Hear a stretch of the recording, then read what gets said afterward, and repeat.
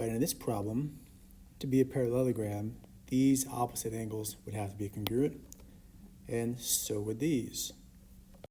So we can set these opposite angles equal to each other, like that, and we can set these opposite angles equal to each other like this, but we're still not able to solve for the variables b, c, and d, because there's 3 variables and only 2 equations, which means we need another equation.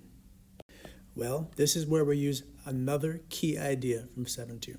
If it's a parallelogram, then consecutive angle pairs are supplementary. That means C plus B plus 10 is 180, and C plus D is 180.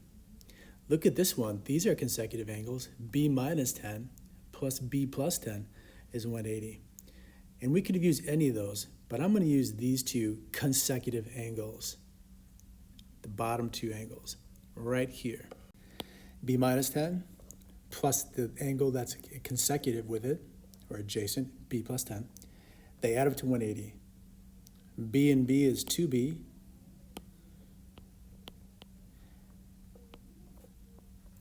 Then negative 10 and positive 10 is 0.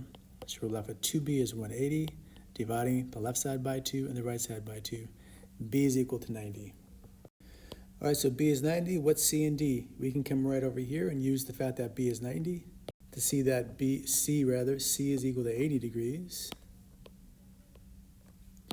And then we need D. We can use this equation. D is B plus 10, which is 90 plus 10, so D is 100.